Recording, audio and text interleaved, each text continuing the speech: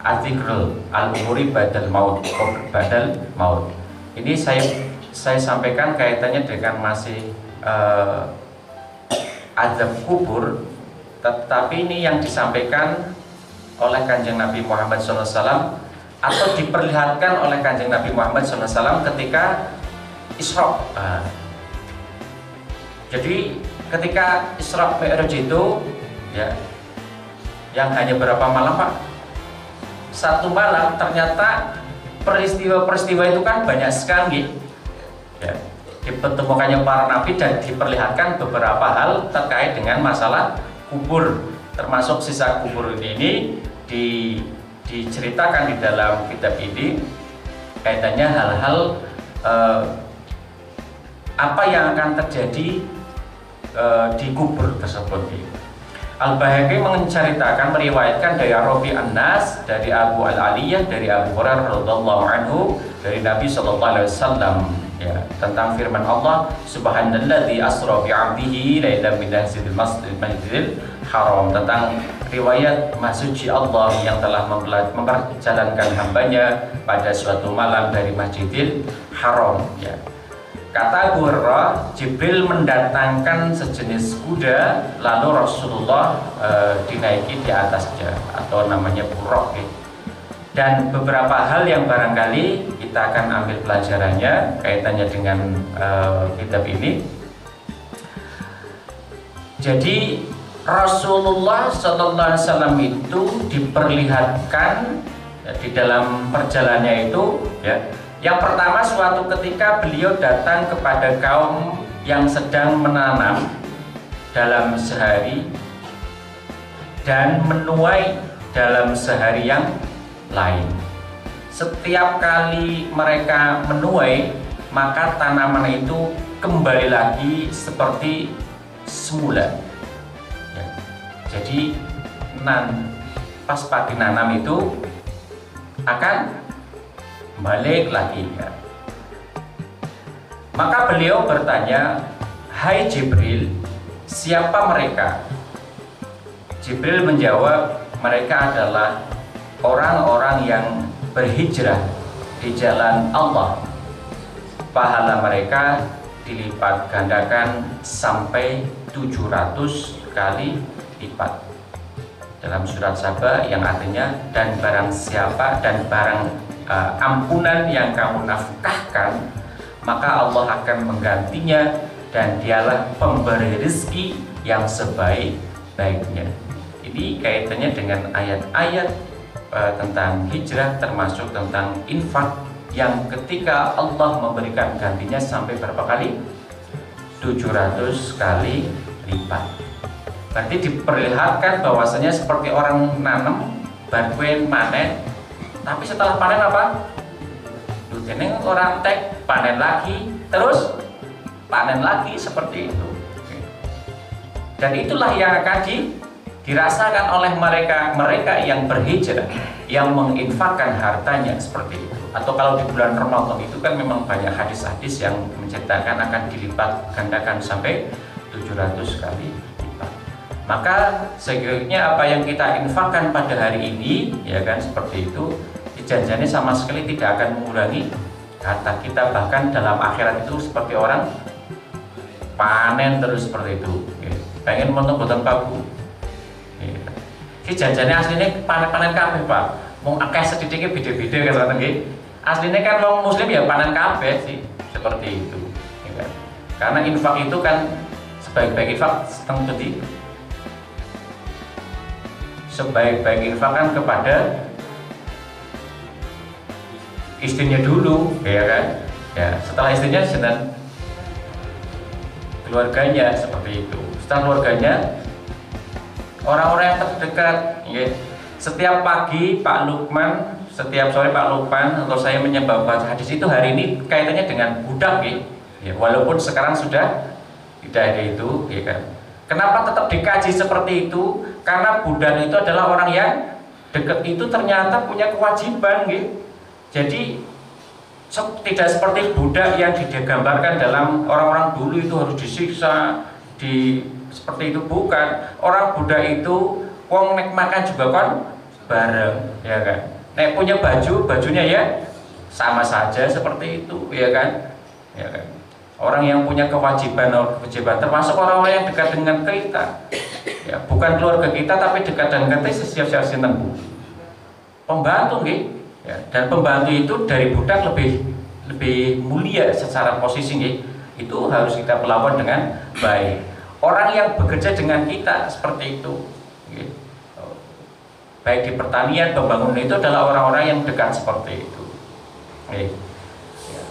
Setelah itu ya yang infak-infak yang barangkali kalau sudah cukup seperti itu, yang lainnya seperti untuk masjid, untuk dan lain sebagainya. Yang pertama itu Bapak Ibu nggih. Kemudian beliau datang kepada mereka di belah ini agak ngeri Pak. Kepada mereka dihantam dengan batu besar. Setiap kali remuk ia kembali lagi seperti semula. Begitu seterusnya tanpa henti.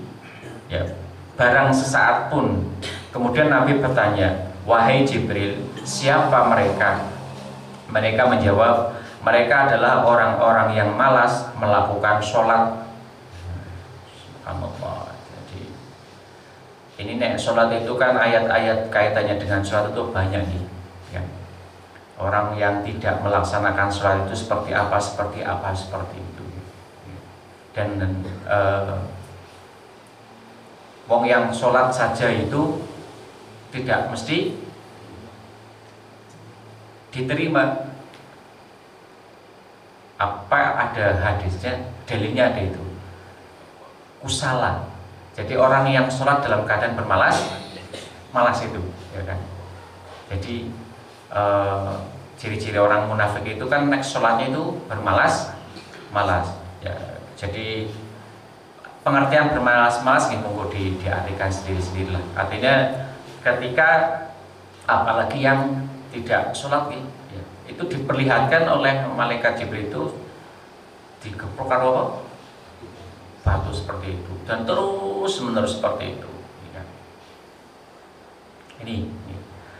Kemudian beliau datang kepada kaum, kemaluan mereka hanya tertutup secain kain dan dubur hanya tertutup secarik kain. Ya. Mereka digembalakan seperti binatang ternak, memakan buah berduri, buah zakum, batu-batu panas, dan kerikil-kerikil jahanam. Buah zakum itu diriwayatkan itu kalau di dalam enggane itu kok satu tetes aja itu netes dan bumi itu seluruh tanaman itu akan mati seperti itu. Tapi bertanya, siapa mereka itu? Wahai Jibril. Jibril menjawab, mereka adalah orang-orang yang tidak menunaikan zakat harta mereka. Allah tidak menganiaya mereka dan Allah bukakan penganiayanya hamba-hambanya seperti itu. Jadi orang-orang yang tidak menunaikan zakat kelak akan diperlakukan seperti itu. Kalau zakat itu memang hanya wajib kepada mereka-mereka yang sudah mampu saja seperti itu. Kalau di perubahan Gayam karena rata-rata PNS dan PNS-nya itu sudah secara nisab atau belum, monggo seperti itu. Kalau yang sudah masih aktif kayaknya nisab, karena ada tunjangan, tunjangan. Kalau yang sudah pensiun lah nggak tahu, nggak tahu gaji pensiun, belum pensiun. Kalau yang sudah pensiun wajib mau buatan Bu? Wajib.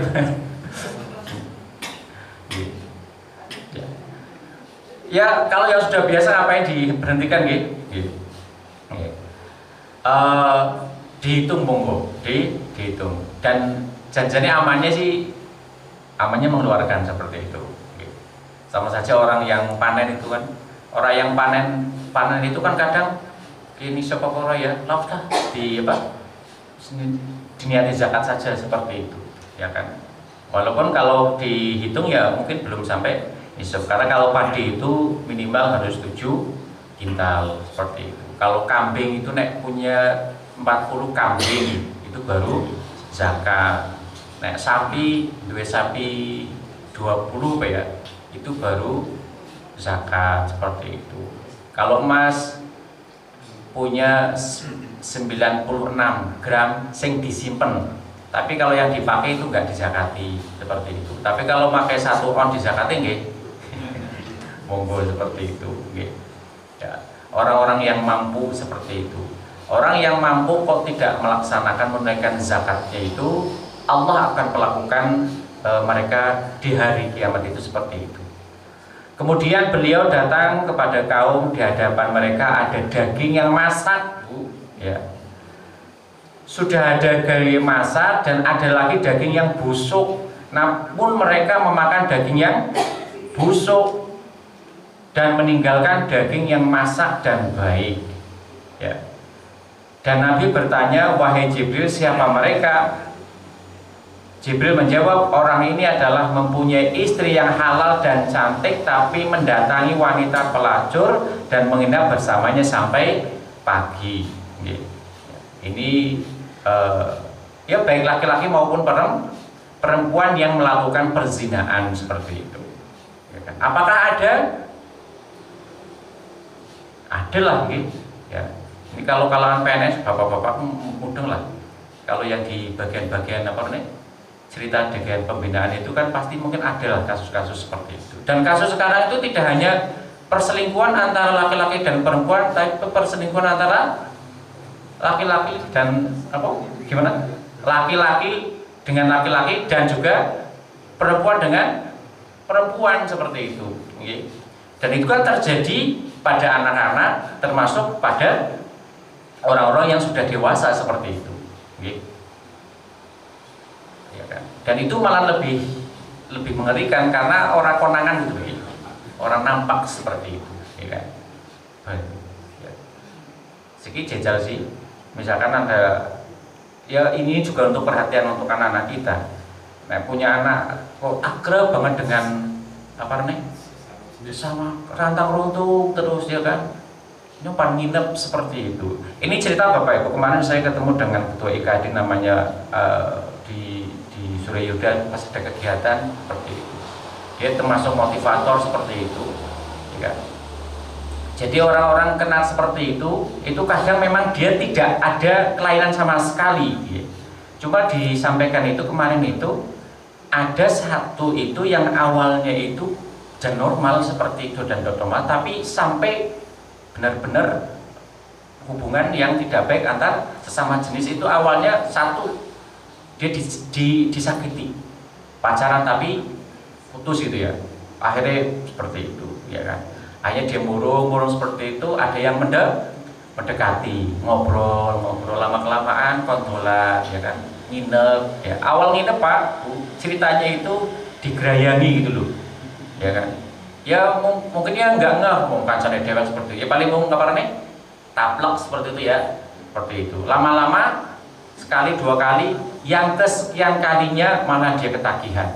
Dan itu awal mulanya itu awalnya tidak apa-apa seperti itu. Dan konon ceritanya itu ada predatornya gitu, orang-orang yang merusak seperti itu, ya mencari seperti itu. Maka ini jadi juga hati-hati juga untuk anak-anak kita, ya.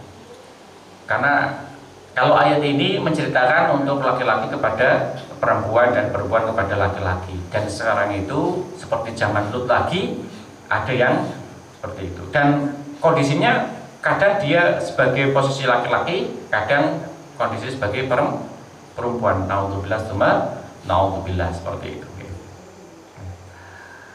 Kemudian beliau sampai kepada kepada sebatang kayu melintang di jalan, tidak ada satupun yang melintasinya melainkan terkait olehnya. Nabi bertanya, apa ini hai Jibril? Dia menjawab, Allah Azza wa Jalla berfirman, dan janganlah kamu duduk di tiap-tiap jalan dengan menakut-nakuti, ya. Kemudian beliau melewati seorang yang telah mengumpulkan seikat besar kayu, dia sudah tidak kuat memanggulnya, tapi dia ingin menambahnya juga.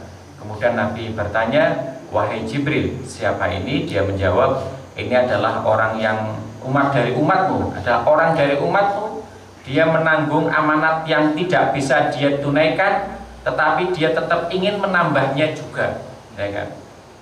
Jadi diperlihatkan nggawa kayu orang kuat tapi tambah terus seperti itu, ya kan? Itu memang dari umat Kanjeng Nabi Muhammad SAW itu yang janjane amanah itu dia tidak bisa, tapi tetap pengen baik seperti itu. Oke, sinten Pak Bu? Ya siapa saja. Ya siapa saja Bu, oke, ya kan? Ya. Sing digaji, sing digit, sing gaji. Kalau Pak RT malah kayaknya amanah yang nek bisa itu jangan terlalu lama, mungkin seperti itu. Karena jadi RT tetap berat Pak, ya kan? Baru 1 bulan saja wis Pak RT gini-gini seperti itu ya. Mesti anak sing apa namanya? Mesti itu, karena itu sebagai sunatullah yang kemarin disampaikan Ustaz Ulil nggih. Setiap kaum itu pasti akan diutus gitu. Ada yang menyenangkan dan ada yang tidak menyenangkan seperti itu, kan gitu. Tetapi yang posisi yang digaji itu, ya kan. Sekarang caleg itu kenapa nyalek terus itu mungkin gajinya gede Pak. Ya kan? Ya kan? Nah Pak Taufik ngertos gajinya pinter Pak? Di atas 30, belum kunkernya. Ya, 30 ping tapi pira? Mungkin 1,8 gitu. Enggak ada modalnya 1 miliar, gini untung betul Pak. Ya itu intermezzo seperti itu. Tapi Pak, tapi memang benar-benar itu memang janjinya amanah itu janjinya tidak sanggup. Tetapi karena dia kepengen itu terus seperti itu, digambarkan seperti itu. Ya, itu sudah disampaikan lah, sudah jauh-jauh hari pada Islam itu sudah disampaikan. Itu ada itu orang yang tidak janjinya amanahnya, janjinya orang tayang, tapi pengen seperti itu. Karena ada yang minta toh. Ada yang minta saya diberikan amanah seperti itu, tapi setelah diberikan amanah dia tidak amanah seperti itu. Ya, monggo. Tapi sih kami tidak menghalang-halangi yang sudah pensiun mau nyalek. Mau nyalek lagi di RT kita sudah ada 2 caleg ya. Seperti itu. Seperti itu. Monggo. Kemudian yang selanjutnya, kemudian beliau datang kepada kaum, bibir mereka digunting dengan gunting-gunting besi. Setiap kali tergunting, maka bibir itu kembali lagi seperti semula, begitu seterusnya tanpa henti. Nabi bertanya, wahai Jibril, siapa mereka? Mereka adalah para juru pidato menyebar fitnah. Nah, sing sering nopo? Sing sering seperti itu. Ya, menyebar fitnah seperti itu. Fitnah itu pangapunten. Sekarang tidak hanya menyebar pidato ya. Tangan Pak. Diperhatikan Pak, yang namanya sekarang itu kan medsos itu kan menyebarkan yang gak mandan rame kan menyebarkan kebaikan dan keburukan calonnya yang disukai atau yang tidak disukai kan, seperti itu. Bagi yang senang pasangan satu, ya kan, maka akan menyebar hal-hal yang baik di pasangan satu dan akan menyebar yang tidak baik di pasangan. Dan itu kalau terus menerus ya, padahal itu tidak terjadi, itu kan fitnah gitu. Itu menyebar. Jadi nggih hati-hati saja seperti itu. Walaupun secara hukum secara jajanan bahasanya apa hukumnya ketika kita menyampaikan keburukan seseorang dan itu memang dia buruk, bahasanya ghibah. Boleh apa mboten Pak? Kan mboten nggih secara umum. Tapi nanti dibahas juga enggane Pak, wis ngerti kiye wong ora amanah. Bahasanya secara attitude itu enggak baik, ya kan? Jika dia jadi pemimpin, dia itu berbahaya bagi desanya seperti itu dan jenengan tok sing ngerti. Jenengan apa Pak? Arep menembai apa mau ngomong susah toh. Lah itu ada babnya janjane. Ketika ngomong ya ngomong seperti itu karena itu memang tujuannya baik, pasti bahaya seperti itu ya. Itu ada babnya itu nanti barangkali di suatu saat nanti ada mungkin kita request kepada ustadz-ustadz atau yang lain seperti itu ya. Kan memang ada nggih, benar-benar kita tahu ini nggak baik seperti itu, tapi kita menang saja seperti itu, salah juga seperti itu ya. Kecuali kita ngomong seseorang itu sama sekali tidak ada niatan apa namanya kebaikan, hanya mau menyampaikan apa namanya sendaguru lah kayak seperti itu. Oke, Bapak Ibu yang kami hormati, ini juru pidato penyebar fitnah seperti itu. Kami lanjutkan langsung ke beberapa saja. Kemudian kami lanjutkan perjalanan sebentar, tiba-tiba ada meja makanan, di atas terdapat daging yang telah dipotong-potong, tapi tidak ada seorang pun yang mendekati. Dan ada lagi meja makan yang lain, di atasnya terdapat daging yang telah basi, busuk, tapi banyak orang yang memakannya. Kemudian Rasulullah bertanya, "Wahai Jibril, siapa mereka?" Dia menjawab, "Mereka adalah segolongan dari umatmu yang meninggalkan perkara yang halal dan melakukan perkara yang haram." Seperti itu. Kemudian aku dengar mereka, kemudian aku lanjutkan perjalanan sebentar. Tiba-tiba suatu kaum yang perutnya besar seperti rumah, setiap kali seorang dari mereka bangkit, maka tersungkurlah dia seraya berkata, "Ya Allah, jangan datangkan kiamat." Kata Rasul, mereka berada pada jalan yang ditempuh keluarga Fir'aun, sehingga jalan itu datang menggilas mereka. Maka aku mendengar mereka berteriak keras kepada Allah Azza wa Jalla. Oleh karena itu aku bertanya, "Wahai Jibril, siapa mereka?" Dia menjawab, "Mereka dari umatmu yang memakan riba." Ini bahaya riba seperti itu.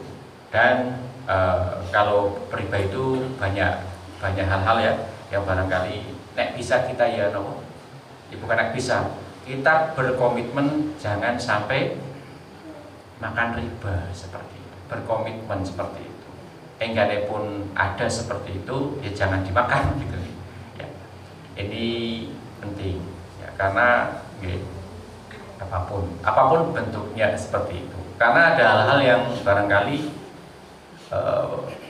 saya melihat, ya bukanlah, kami kadang melihat janjinya itu diperbolehkan tapi jadi salah gitu. Koperasi itu dalam Fatwa Lajnah Muhammadiyah itu kan diperbolehkan koperasi. Baik Bapak Ibu yang kami hormati, terakhir ini kemudian aku melanjutkan perjalanan sebentar. Tiba-tiba aku bertemu dengan suatu kaum yang memotong daging dari lambung mereka, lalu daging itu disuapkan kepada mereka, seraya dikatakan, "Makanlah seperti kamu dulu memakan daging saudaramu." Maka aku bertanya, "Wahai Jibril, siapa mereka?" Dia menjawab, "Mereka adalah para pengumpat dan para pemaki dari umatmu." Jadi ini dan ini kayaknya di WA itu sekarang banyak lah di WA. Monggo Bapak Ibu untuk kaitannya dengan WA dimanfaatkan dengan sebaik-baiknya seperti itu. Memang ada yang kayaknya yel-yelan terus seperti itu kayaknya nek di hadap-hadapannya memang senang ngobrol seperti itu. Ada yang hanya lihat saja. Kemudian Daud menyebutkan hadis dari Anas bin Malik radhiyallahu anhu. Dia berkata, sabda Rasulullah SAW, "Ketika aku dimi'rajkan, aku melewati suatu kaum yang berkuku tembaga. Mereka mencakar wajah-wajah dan dada-dada mereka sendiri. Maka aku bertanya, siapa mereka itu, wahai Jibril?" Dia menjawab, "Mereka adalah orang yang memakan daging sesama manusia dalam hal ini adalah ghibah dan menjatuhkan martabat mereka. Jadi orang-orang yang sering menyampaikan keburukan-keburukan orang lain, ya, seperti itu, tanpa maksud dan tujuan yang jelas seperti itu. Kaitannya dengan qaulun syadidun atau yang lainnya mungkin kita bahas yang lain, karena nanti di era-era seperti ini kan perlu di apa? Ya kita janjinya hukumnya kayak apa, saya bang posting ini benar tapi bukan apa, bagaimana ya kita yakini seperti itu ya. Termasuk kita mendoakan atau membicarakan kejelekan Israel boleh buatan baku kok pada baik toh. Loh kita beda pak. Nah sama saja hingga nih ada di sekitar kita ada orang-orang yang membahayakan, kita sampaikan kepada orang lain itu bagaimana. Insya Allah lain waktu kita bahas yang demikian. Demikian Bapak Ibu yang kami hormati, hari ini kajiannya hanya membaca kitab kaitannya dengan perjalanan Isra Kanjeng Nabi Muhammad SAW, apa yang diperhatikan beliau tentang keadaan umat ya ketika di alam kubur seperti itu. Mudah-mudahan bisa menjadikan ya perhatian kita di. Assalamualaikum warahmatullahi wabarakatuh. Waalaikumsalam warahmatullahi wabarakatuh.